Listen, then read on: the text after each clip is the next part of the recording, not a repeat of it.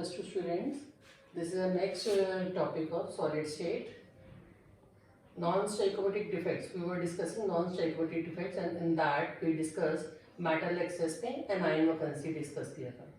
लेकिन metal excess and metal deficiency impurity defect तीन categories होती है non-stoichiometric की, जिसमें anion vacancy और F center I have discussed. Second is by introducing extra cation in the interstitial site. तो ये कैसे हो सकता है? जैसे जिंक ऑक्साइड को हमने हीट किया, जैसे ही इसको हीट करते हैं oxygen will be out in the atmosphere and it oxidize to form zinc two positive and 2 electrons. Zinc to positive will enter the one interstitial site and electrons in the other.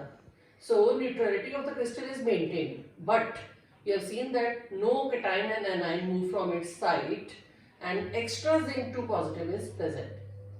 So ratio will be disturbed. This is again non-stoichiometric defect. Next is metal deficiency defect. Metal deficiency या cation deficiency कैसे हो सकती है? Like you can see this figure.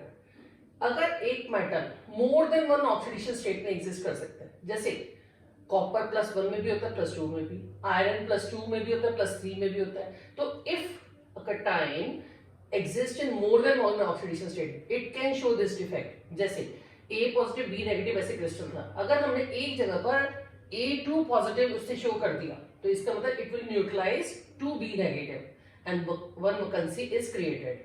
That means defect is there.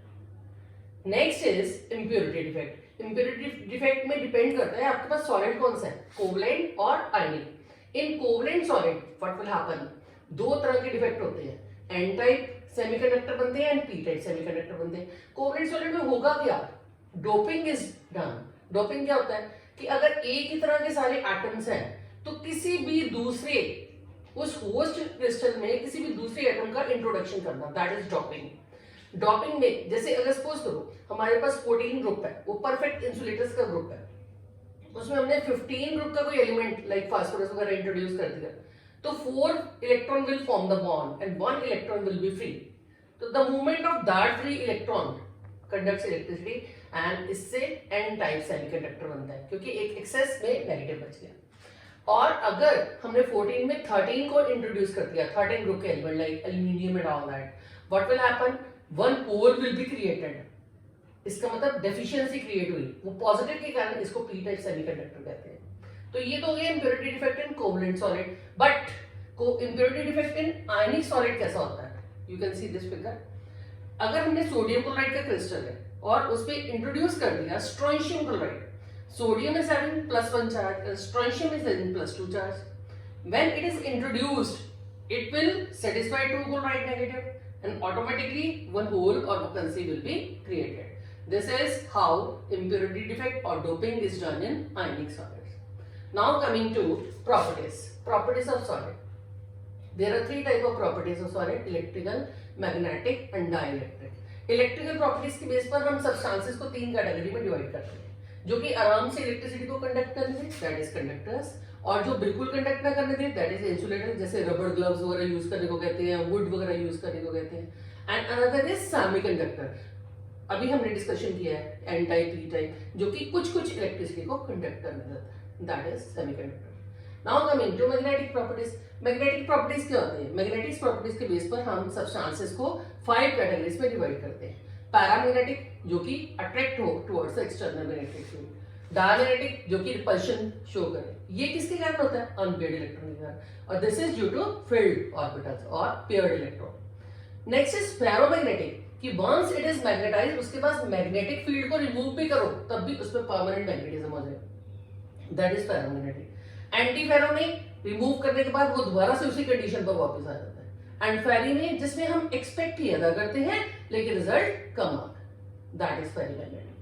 Next is dielectric properties. Dielectric properties को discuss करने से पहले मैं आपको थोड़ा सा इंसुलेटर्स के बारे में बताऊंगी कि इंसुलेटर्स में हम कहते हैं कि इलेक्ट्रिसिटी कंडक्ट नहीं होती. इसका मतलब क्या है कि उनके पास इलेक्ट्रॉन्स नहीं है, no, there electrons are tightly bound to the nucleus. अगर हमने ऐसा इंसुलेटर कभी भी इलेक्ट्रिक फील्ड में रखा तो उसमें डायपोल्स जनरेट होते हैं, उसमें पोलराइजेशन हो जाती है, क्योंकि इसका नेगेटिव इसके पॉजिटिव को अट्रैक्ट करेगा, पॉजिटिव नेगेटिव को अट्रैक्ट करेगा.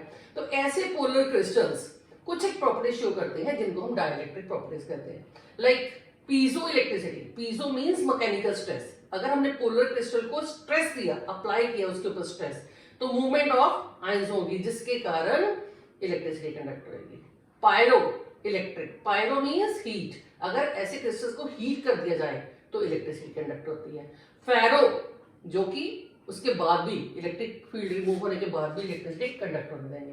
एंड एंटीफेरो मींस जिसपे नेट रिजल्ट 0 आ जाए। तो ये सारी प्रॉपर्टीज थी सॉलिड्स की। लेकिन उसके बाद एक शॉर्ट नोटिस जो है, ये शॉर्ट मतलब टॉपिक है हमारे पास, एक सुपर कंडक्टिविटी। देखो आप कभी भी फील करो कि अगर कोई भी कंडक्टर है, मतलब कोई भी इलेक्ट्रिसिटी फ्लो करने की कोशिश करेगा तो उस पर रेजिस्टेंस तो एक ही होगी। लेकिन सुपर कंडक्टर क्या होता है? सुपर कंडक्टर में जिसमें कि इलेक्ट्रिसिटी मतलब फ्लो हुए विदाउट एनी रेजिस्टेंस, जिसमें रेजिस्टेंस 0 हो जाएगी। तो सुपर कंडक्टर बनाने के लिए बहुत ट्राई की जा रही है, लेकिन जैसे मर्करी है, मर्करी 4 केल्विन पर सुपर कंडक्टर होती है, most of the metal 2 to 5 kelvin पर होती है। तो इतना लो टेम्परेचर अटेन करने के लिए हमें liquid helium and all that चाहिए, तो ये बहुत एक्सपेंसिव है। Scientist are trying their best कि हम room temperature super conductivity invent कर लें। अगर इन्वेंट कर लेते हैं तो उससे जो इंडिया का फ्यूचर है वो बहुत ब्राइट हो जाएगा। That's all for properties, and we will discuss the numericals in the next topic, next lecture. That's all.